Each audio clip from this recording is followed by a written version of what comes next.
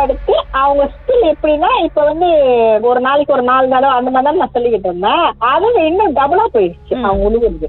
அந்த உடம்பு தாங்குமா? நீங்க நம்புறீங்களா இல்லையோ, இதனாலே அம்மா வந்து ஹாஸ்பிட்டல் போவே மாட்டேன்ட்டாங்க. அவங்களுக்கு அந்த வலி, பட் அவங்க போவே மாட்டாங்க. இவங்களுக்கு பயம், ஹாஸ்பிட்டல் போனா எதாச்சும் பண்ணிடுவானுங்கன்ட்டு நாங்க வந்து இவங்களை வந்து சைல்ட் ட்ரீட்மெண்ட்க்கு தான் நாங்க கூட்டிட்டு போனோம் அவங்கள, அம்மாவை. ஏன்னா இவங்களுக்கு வந்து அந்த உளுந்து ரத்தம் கட்டிக்கிச்சு அம்மாவுக்கு.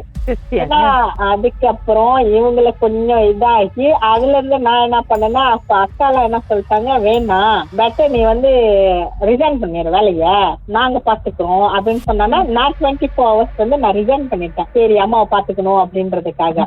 நீ நம்புறீங்க இல்லையோ, நான் இருந்து கூட அவங்க எப்படியாவது ஒரு தடையாச்சும் வந்துருவாங்க. அவங்க பயங்கர கில்லாடி கவுக்குறதுல. ஆமா. நீங்க யாரும் பெரியமா கிட்ட டேபிள் டாக் பண்ணலையா? என்ன பெரியமா அதெல்லாம்? நான் வீட்டுல இருக்கிற டைம் எல்லாம் நாங்க பேசணும். எனக்கு தெரியுது நீங்களும் அவங்களும் வந்து வீட்டு சாமா குக்கு எங்களுக்கு தெரியும். ஆனா வந்து உங்க வயசாச்சு, நீங்க போயிட்டீங்க. ஆனா இருக்கிற அவங்க இருந்துட்டு போறோம், ஏன் நீ கூட்டிட்டு போனோன்ட்டு நீ இது பண்ற. நான் டெய்லி, நீங்க நம்புறீங்களா இல்லையா, நான் டெய்லி பேசுவேன், இந்த மாதிரி பண்ணாதீங்க. அவங்க உடம்பு என்ன சொன்னாங்க அதுக்கு எந்த ரியாக்ஷனும் இல்லை கீதா, எந்த ரியாக்ஷனும் கேக்குறது.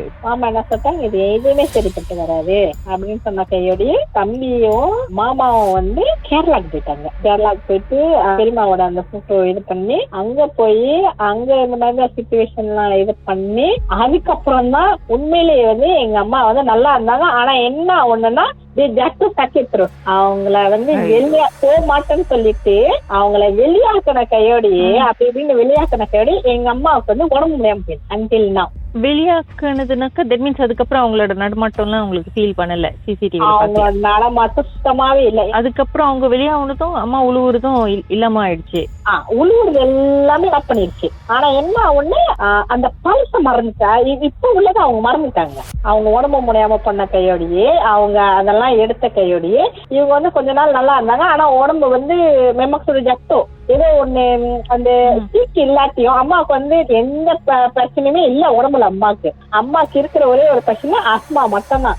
அவங்க டாக்டர் எல்லாம் செக் பண்ணிட்டு அவங்க என்ன சொன்னாங்க, இல்ல அவங்க நல்லாதான் இருக்காங்க, அவங்களுக்கு ஒரு பிரச்சனை இல்ல, மேபி வந்து அவங்க ரிண்டுவா இருக்காங்க, என்னன்னு எங்களுக்கு தெரியல அப்படின்னு சொல்லி டாக்டர் எல்லாம் எல்லாம் சொல்லிட்டாங்க. ஆனா அதுல இருந்து அம்மாக்கு அன்டில் லாஸ்ட் உள்ள இந்த இதெல்லாம் வந்து அம்மா மறந்துடுவாங்க, டிமென்ஷியா மாதிரி. ஆமா. இப்ப என்கிட்ட அவங்க பேசுறது கூட அவங்க அக்கான்னு சொல்லிட்டு தான் என்கிட்ட பேசுவாங்க. அண்ணம்மா நினைச்சுதான் உங்ககிட்ட பேசிட்டு இருக்காங்க.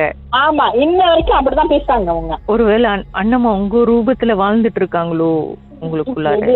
மேபி அவங்க வந்து அவங்க கண்ணுக்கு வந்து நான் வந்து அவங்க மாதிரி தெரியுமா என்னன்னு எனக்கு தெரியல. ஆனா என்ன ஒண்ணு, இப்ப வந்து அவங்க வந்து அந்த இது பாக்குறது போறது அந்த இதுல அவங்களுக்கு சுத்தமாவே இல்ல. ஆனா இப்ப உழுவுறது கிடையாது.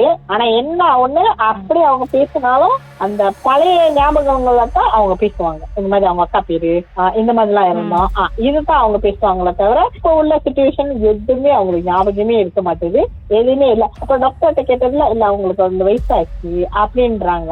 ஆனா சொன்ன இதுக்கு முதல்ல நல்லா இருந்தாங்க. இந்த சிச்சுவேஷன் ஆகுறதுக்கு முதல்லமா எப்படின்னா, இல்ல சில பேருக்கு அது மாதிரி ஆகும் அப்படித்தான் நினைச்சோம். ஓ மேபி பெரியமா கூட ரொம்ப டச்சா இருந்தனால அவங்களுக்கு வந்து அந்த ஒரு இதுல இருக்காங்களா என்னன்ட்டு எங்களுக்கு தெரியல. இது வந்து இந்த இருக்கிற வீட்டுல அப்ப நிகழ்காலம் அவங்களுக்கு இல்ல, அவங்க இன்னும் பழைய காலத்துல பாஸ்ட்ல தான் வாழ்ந்துட்டு இருக்காங்க. ஆமா ஆமா. ஆனா இப்ப வரைக்கும் எனக்கு அந்த பழக்கம், அந்த சிசிடிவி திறந்து பாக்குற பழக்கம். ஆனா என்ன ஒண்ணு, இப்ப வந்து அந்த சிசிடிவி திறந்தோம்னா அந்த உருவம் அதெல்லாம் எதுவுமே இல்ல. சரி, அப்ப உங்களை அம்மா என்னன்னு அவங்க அக்கான்னு அட்ரஸ் பண்ணாங்கன்னா அப்ப அவங்களோட மக வாணி இங்க அப்படின்னு கேட்டிருக்கீங்களா? அந்த ஒரு டைம் செகண்ட் டைம் நீங்களே வந்து கேட்டீங்கன்னு வச்சுக்கோங்களேன். அப்ப அந்த ஒன் டைம் வந்து சொல்லுவாங்க மக அப்படின்னுவாங்க. அதுக்கப்புறம் என்ன சொல்ல, இல்ல இது எங்க அக்கா அப்படின்னுவாங்க. நீங்க அந்த ஒன் டைம் ஓகே இதான் மக அப்படின்னுவாங்க. இல்லாட்டின்னா இல்ல இதுதான் எங்க அப்பா அடிச்சு பேசுவாங்க. இல்ல இது என் அக்கா, இது அம்மா, இது இல்லன்னா நான் இல்ல அப்படின்னு எங்க அம்மா இப்ப வரைக்கும் அதான் அடிச்சு பேசுவாங்க. அவங்க எங்க அம்மா இவ்வளவு நடந்து கடைசி வரைக்கும் அம்மாக்கு தெரியாதா இந்த பிரச்சனைக்கு காரணமே அவங்களோட அண்ணம்மா தானே? இன்ன வரைக்கும் அவங்களுக்கு தெரிய மாட்டேது. ஏன்னா கேரள மக்கள் என்ன சொல்லுவாங்க, இந்த பழசா மறந்துடுவாங்கன்னு சொல்லுவாங்கல்ல, அந்த மாதிரி ஆயிட்டாங்க. அதுக்கு முதல்லாம் நல்லா தான் இருந்தாங்க. அவங்க இறந்துட்ட பிறகு கூட கொஞ்ச நாள் ரொம்ப நல்லா இருந்தாங்க. அவங்க இறந்த பிறகு இந்த மாதிரி உழுவ அவங்களோட இதெல்லாம் கொஞ்சம் எல்லாமே தொழிலா மாற ஆரம்பிச்சிருச்சு. அதுதான் இப்ப வரைக்கும் என்னை மகன் சொல்லவே மாட்டாங்க, அம்மா இல்லன்னா அக்கா இதுதான் சொல்லுவாங்க அவங்க. ஆனா இருக்கலாம் தான். ஆனா இது ரொம்ப விசித்திரமா இருக்கு போங்க. அண்ணம்மா என்னம்மா இதெல்லாம் மர்மமான சம்பவம் உங்க வாழ்க்கையில நடந்திருக்கா? இதை எப்படியாவது மர்மதேச நிகழ்ச்சியில சொல்லியே ஆகணும்னு ரொம்ப நாளா ட்ரை பண்ணி லைன் கிடைக்கலையா? கவலை விடுங்க, வாட்ஸ்அப் பண்ணுங்க. உங்க பெயர் #MD 016-491-3333. உங்க பெயர் மற்றும் #MD அப்படின்னு டைப் பண்ணா போதும்.